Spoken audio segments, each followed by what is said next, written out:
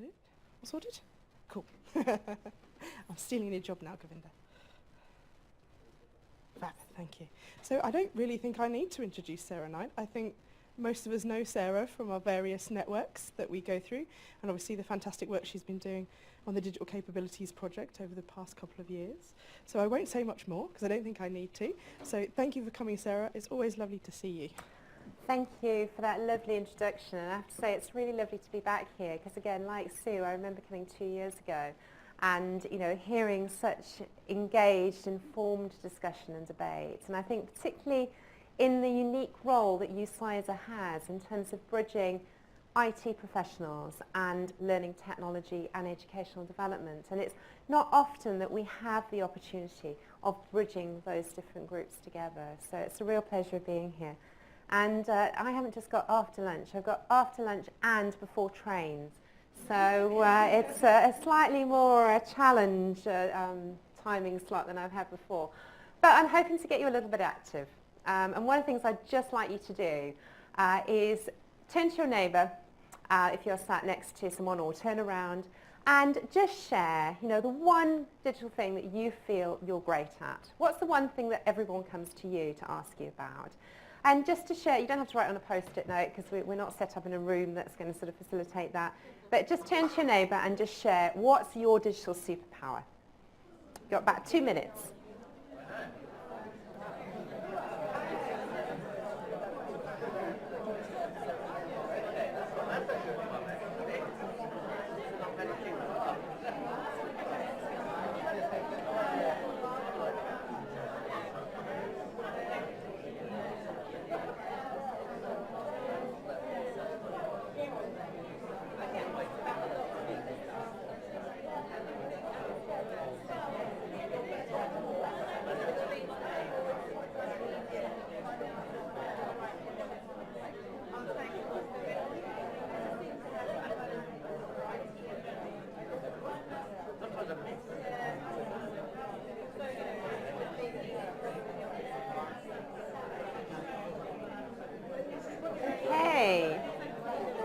It's always hard once you get people talking to then bring them back to the front, but I hope that's just encouraged you to share a little bit of your own superpowers and your own digital skills, and also to sort of recognise, I think, the huge amount of expertise that we do all have in the room. And it's a lovely activity that also works really well as an icebreaker activity with students, and starting to also think about the skills that they bring to the relationship. And I was really encouraged today to hear so many mentions of the power of partnerships and working with students to really drive forward this agenda. So, just bear that thought in your back of your mind as well. We've heard lots through the course, I think, of the 2 days about why we're here. And, a sort of question I was asking Deb at the end of her session is, why do we still have to convince others of why we're doing this? And, particularly I think when we get back to senior managers, there is always that case of, well, we've got to prove our worth. We've got to show you that digital is important. And as we've heard in the presentations this morning, there's been lots of references to various different reports at government level, both nationally and internationally. There's the results that are coming through from our digital experience tracker findings. The one on that slide is from last year's data. We're in the process of analysing 39,000 student responses that we've got from this year's tracker data to see whether there's been a change or a shift in students' sort of thoughts and views around how well prepared they are for a digital workplace. And I think it's also important as well to reference the large amount of work that's going on in Europe as well around the digital agenda. And that's a recent report that was published this year by Nesta and Reddy, and it's a really interesting read because, again, it just puts into context the value for the economy, for the sort of the global good, and the fact that digital skills is still lacking behind demand, and that further sort of evidence. So if we do need evidence of why we are doing this, and as we've heard from speakers today, it is about ensuring that we are, able to live, learn and work in a digital society, that we can thrive in a digital society, that our students do go out into the workplace with the skills that they need, not just now, but for the jobs that are yet to be created. And I'll say a little bit more about that later, but some really interesting reading there from that report.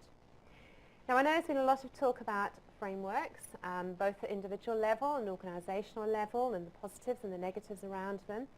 But I, sort of in my presentation this afternoon, would really like us to think about how do we move from individual to organisational? How do we start creating that vision for what a digitally capable organisation is? And obviously organisations are made up of people, and that goes back to the individual and the importance of what we've all been speaking about. But I think for us, really sort of valuable way of trying to sort of represent this is to show the interlinkages between the different, different aspects of the core business, whether that be a college or a university, and the important role that culture plays within that. So that's our organisational framework that Helen Beethan developed with us. And the question I'd like to pose to you is, how is your organisation developing its organisational digital capability? Now, I had envisaged that we'd have sort of a tiered lecture theatre for this session. I don't know why, but I'd like you all to get up, and I'd like you to use the passageways that we've got, or the aisles down the middle, and just thinking about this diagram, and just thinking about you and your organisation. And at the front, we'll have those that think they're just sort of starting off on that journey to reach a digitally capable organisation. And then towards the back, we'll have those that feel that they are perhaps already there and that they're sort of a long way down that journey. So just stand up, move around, and just position yourselves, even one of these three aisles, where you are on that journey. Front is starting point of this slope and ascent. Back, we need some brave people to say that they are there. Are we going to have everyone bunched in the middle?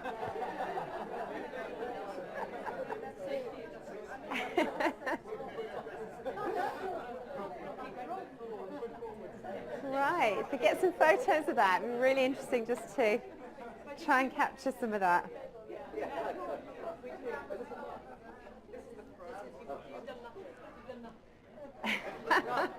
No one could have done nothing. Come on. Is that because we were all feeling less confident about, saying, actually, no, we've cracked it all, we are doing this? You're not going to, are you? I'm somewhere near Connolly Station, I think. I'm sure there are others. I'm sure there are others. Thank you for doing that. And if you do just want to return to your seats. What's really interesting, though, I think, is that if nothing else, that gives us that sense of security that we are all trying to ascend this sometimes what feels like a mountain, and we're trying to sort of move forward on our journey. And I think one of the most valuable things, I think, for us and what we can do as a community is really share what works, what does, how are we making a difference? How are we sort of moving ourselves a step at a time? And if you are at the starting point, there's help. Look around the room. There are people here that have got so much to share. And even if it's just a nugget of an idea that you can take away from today that will just help you have another conversation with another person around this and start to sort of, advocate this and build up that momentum. But, I know that there are institutions that should be standing at the back there and that are at the back there in this room and probably just being very humble about it. Because I think it is a journey, and I think there's a very large spectrum, and I think there's we're talking as well to the people that care, that are in this room, that are here, and there's a lot of institutions that we get to see that are really, beyond the station point. They really are starting off, but we all have to start somewhere. Again, going back to the report I was referencing earlier, and that was the report from Nesta and Reddy. I just thought it was interesting just to put up these barriers.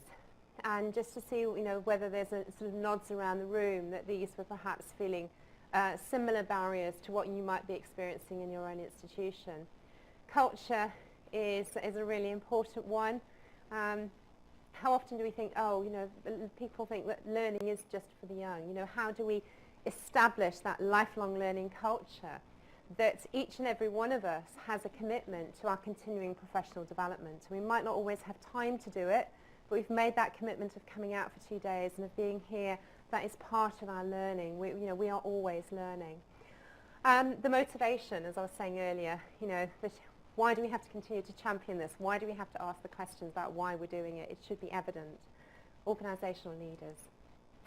And I would love to challenge you, CISA, for next year to try and encourage every one of you to come back, but with a senior leader. You know, we've worked this within our CAN network with students. We've got students and staff attending. We're trialling it next week with our community of practice for our JISC digital capability event to bring a newbie along, someone who is not an advocate for digital. But wouldn't it be great if we could try and get in the room, you know, your senior leader or a member of the institution that perhaps is not, you know, the advocate that you would like them to be for what we're doing.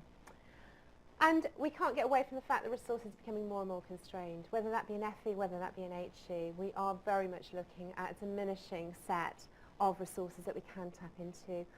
And training, staff development, all costs money, which is harder and harder for us to keep justifying.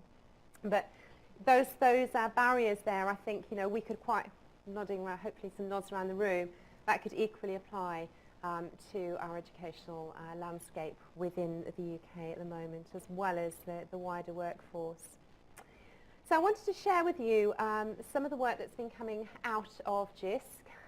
We've been working in this space going back to 2008 with some of the early work that Sue flagged up in her last slide with Helen Beetham, Lou McGill, and Alison Littlejohn, back to our LEADER project.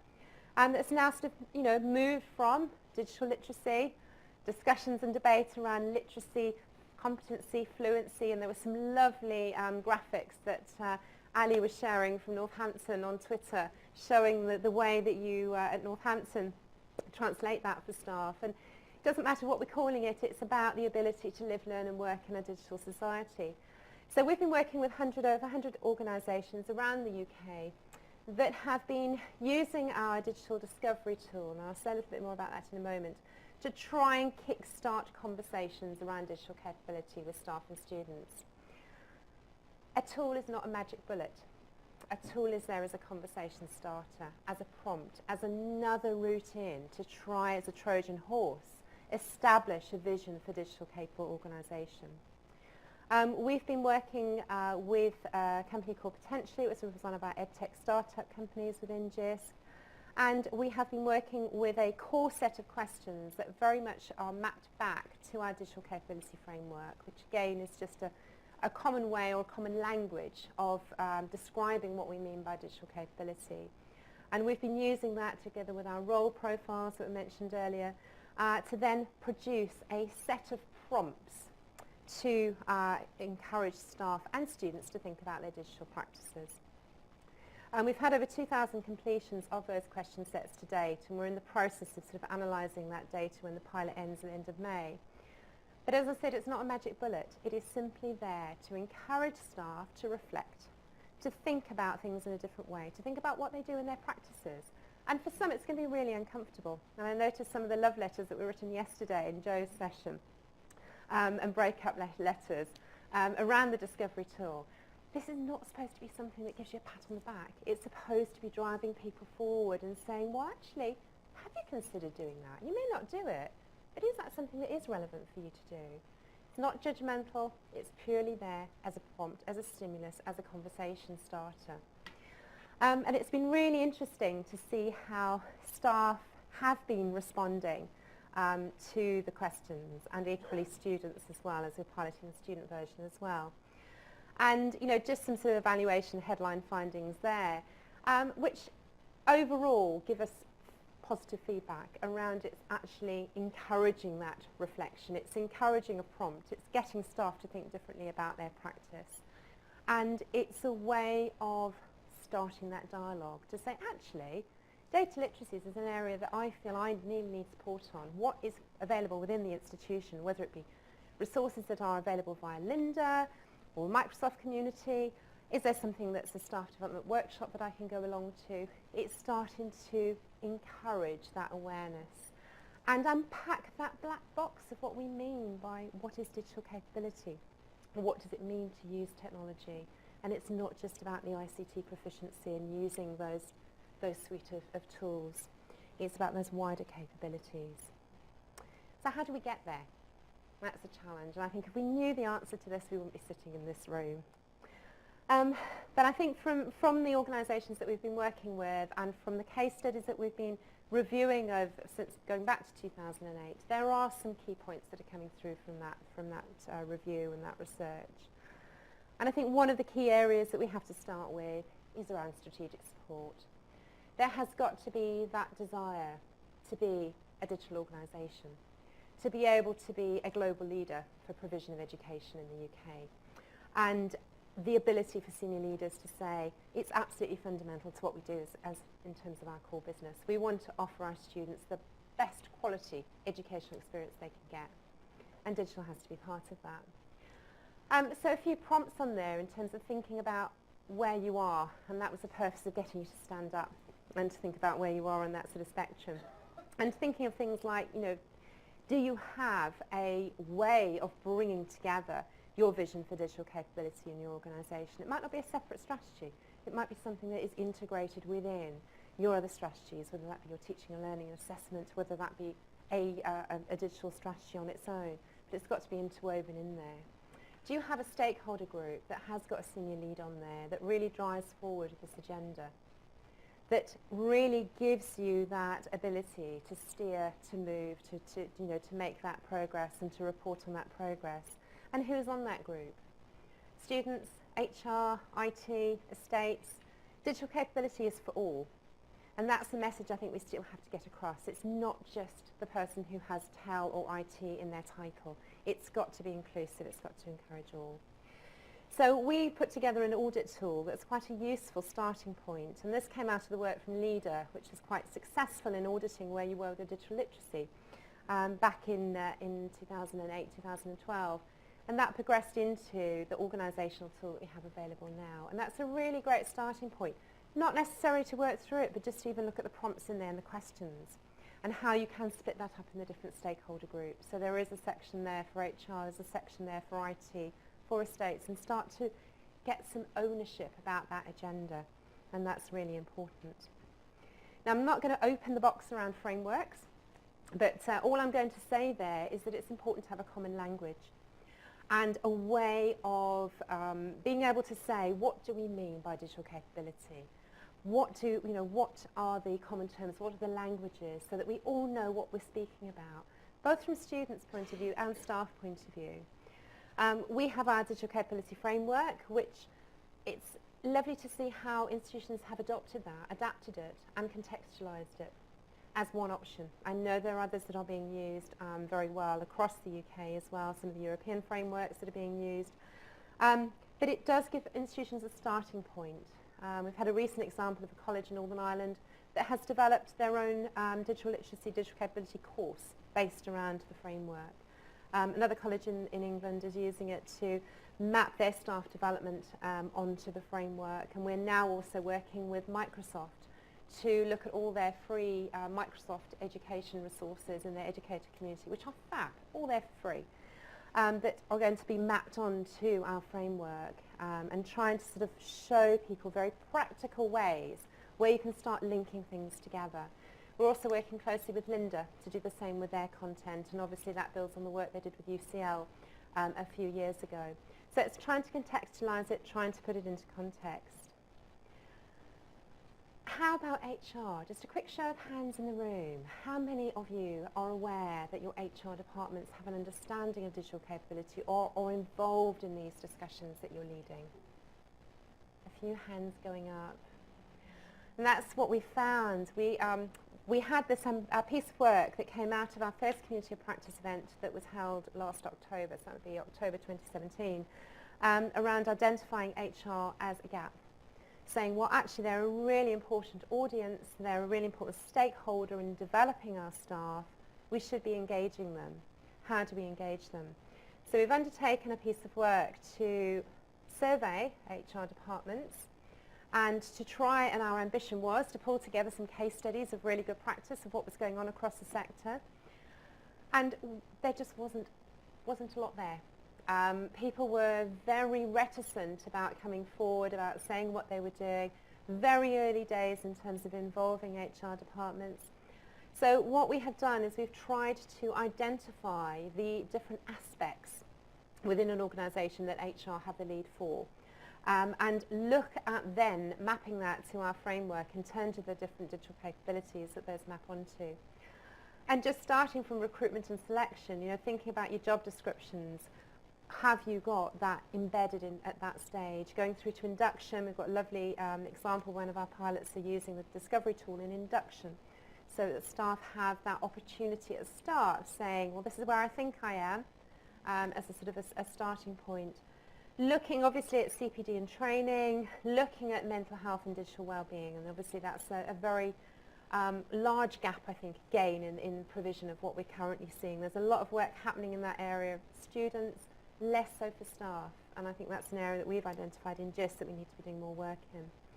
So we've produced some materials which Lou McGill has just blogged about today, so hopefully you'll pick up a tweet that's got the hashtag on for today from Lou McGill and myself, which has produced sort of a pack for HR that you can start to have conversations and dialogue with them around and start to sort of unpack the possibilities and options of how they can become involved.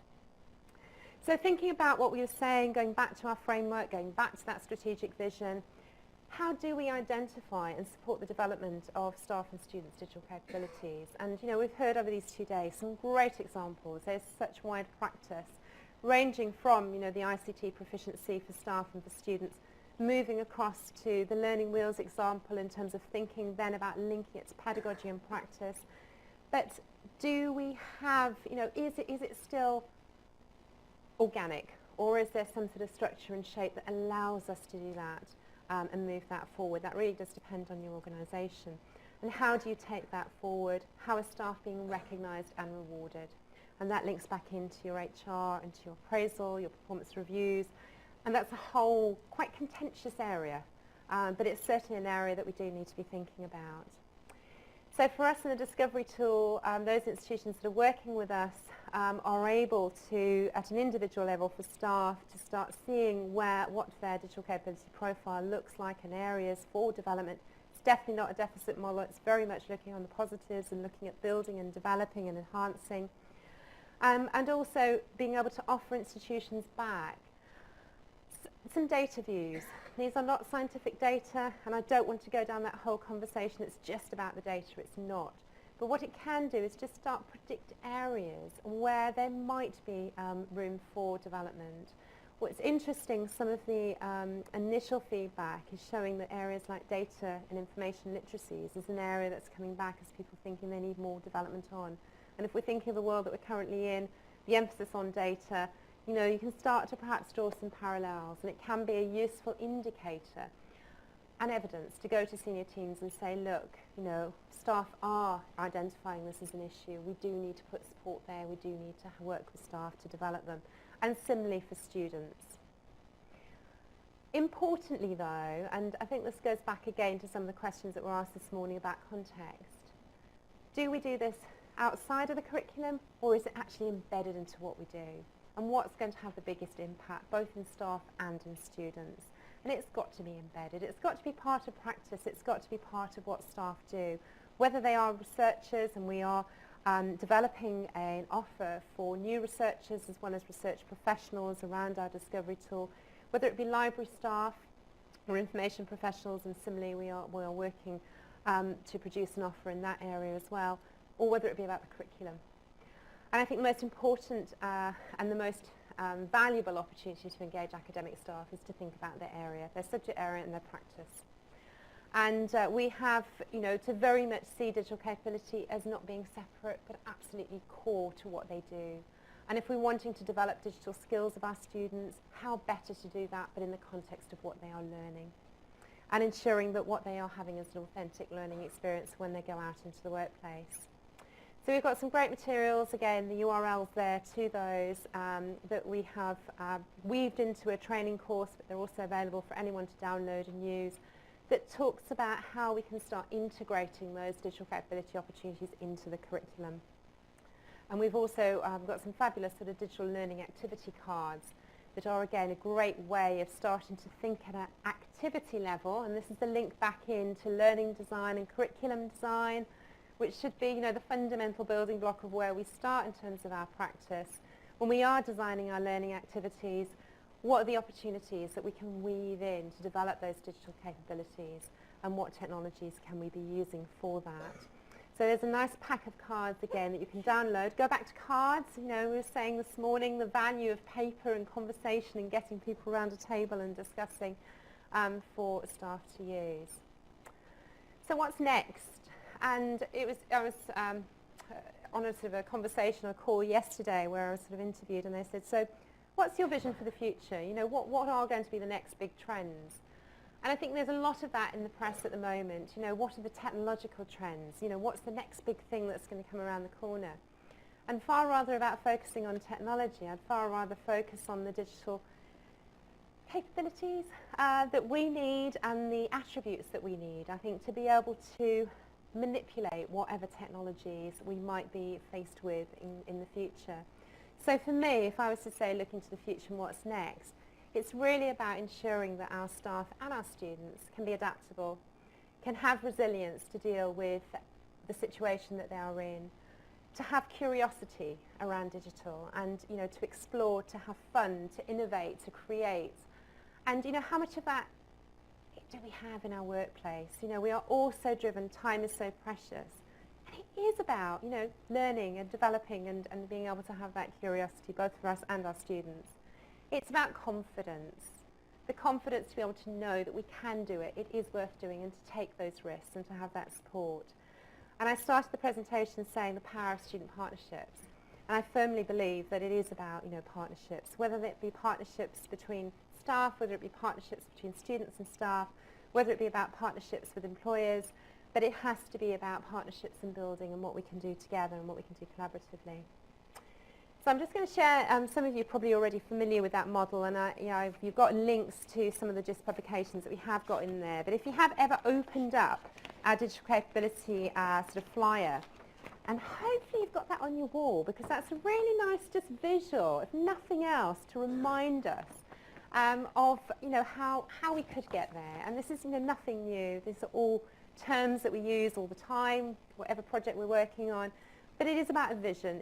It is about looking at the way in which we put that vision into practice. It's about very much establishing what we said about common languages and goals and the ways we can embed digital capabilities in the curriculum. And it's about supporting and consolidating, reward and recognition, evaluating what works and reflecting. So that's just perhaps a useful visual just to bear in mind.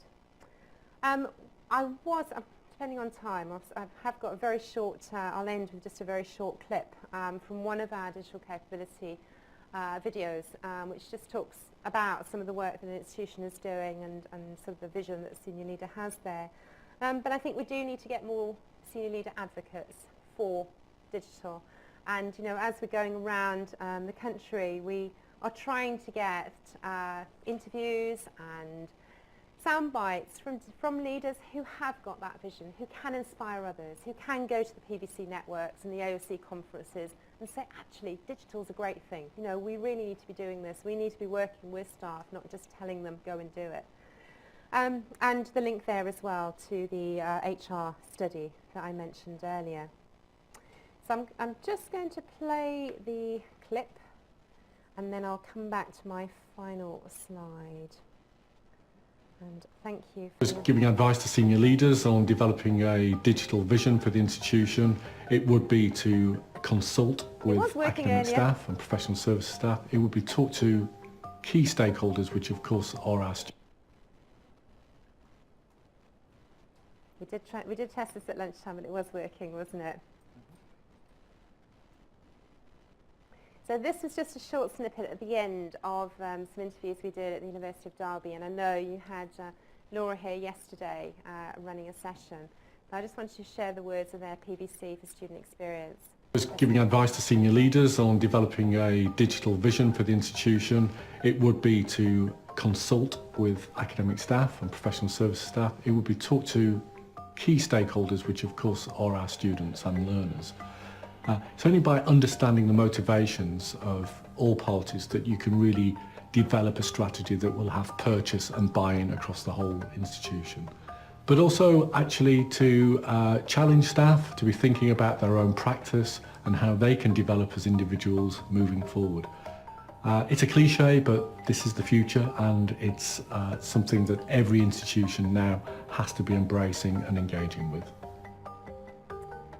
So just really sort of echoing some of the messages that I was having in my presentation, and we did not script that at all, so it's always reassuring when you hear senior leaders speaking about that themselves. The slides will be available, so you've got all the links through, and we have got a digital capability community of practice which we do encourage you to join and just participate and carry on sharing these ideas. I'd love to challenge you, because I think when we've been to an event like this, there's so many things that we think, oh, that's such a fabulous idea, I'm definitely going to take that away, I'm going to tell that to my colleague. And I'd just like you to share, either by tweeting or using the Menti, just what one thing are you going to take back to your organisation tomorrow that's going to help you accelerate your journey towards a digitally capable organisation. And I hope that just has given you some thoughts, some prompts, and some ideas just to sort of end off what really has been a very fabulous 2 days of sessions. Thank you.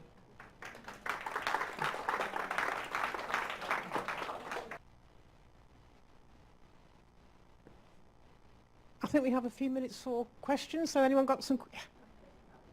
You're getting me back now, aren't you, Deb? Hi, Sarah. Okay, so probably lots of us have been working with JISC for many years, and it's really good to see, the partnership. So you name dropped Linda there. You're also working with Microsoft. Any more that you're going to sort of work with? Because it does just. Before, it felt like there was lots of organisations doing separate things, and you didn't know who to work with and what to follow, and it made it incredibly difficult for us. But we know that JISC absolutely support education more so than anyone else. So the fact that you're leading on those partnerships and starting to bring other people in is so refreshing for us. So have you got any more that you're going to work with? Well, the one I didn't mention was Education Training Foundation for FE, because they are at the point again where they want to produce a digital competency framework that's linked to their professional standards, so we're very much looking at working with them on that aspect. Another organisation that I'm not sure if anyone has come across, but if you haven't, that would be my one thing to take away, is the idea, Duke of York Digital Award. You heard of that? And now you have Deb. It is the most fantastic set of free resources to support originally 16 to 24-year-olds, but it's being used across the board with colleges, universities, skills providers, schools. Most brilliant set of well-crafted mini learning modules that you are then able to gather points and get your digital Duke of York Award, which comes in the post with a signed from the Duke of York. And it really is amazing. So we're working again in partnership with the IDEA project again to sort of link things up, and UFI are another one that's obviously on our agenda. But I think the important point is that we can't do this alone, and we can't just do it with those partners. Those partners very much want to work with organisations. So the Microsoft work is very much being led with other organisations that are working with us and institutions that are working with us to embed that into their practice. Any more questions?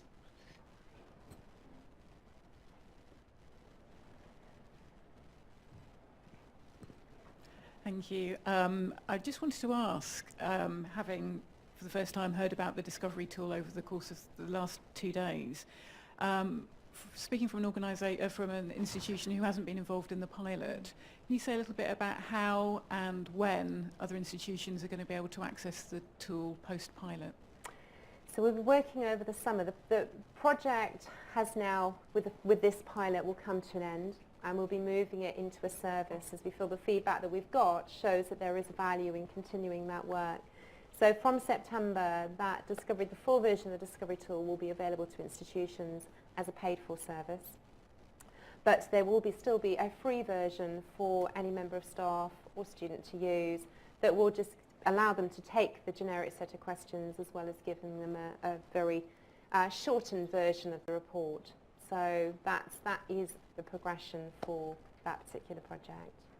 Okay, but I can give you some more information if you want costings and things. Okay, Pat's got time for one more. Is there any more questions? I think people are probably kind of quite keen to get away and get taxis. So I'd like to thank Sarah for a fantastic close to the session and to the conference, and thanks everybody else for coming along, and I hope you've enjoyed the last few days. Please continue to send us anything you'd like us to start doing as a group through to Jenny, because we will want to kind of pick things up. You may be aware that USASA has a whole new strategy that they're beginning to look at things with, and trying to make sure that we serve our communities better is kind of part of that kind of strategy. So please let us know what you want from us, and we'll try and help deliver those things for you. So thank you very much for coming. We'll hope to do an event next year. Not sure what it's going to be yet. I've had some ideas already and some suggestions and challenges which are going to be quite interesting to take forward. So thank you very much for coming. I hope you've enjoyed it and got something out of these last 2 days. So thank you very much.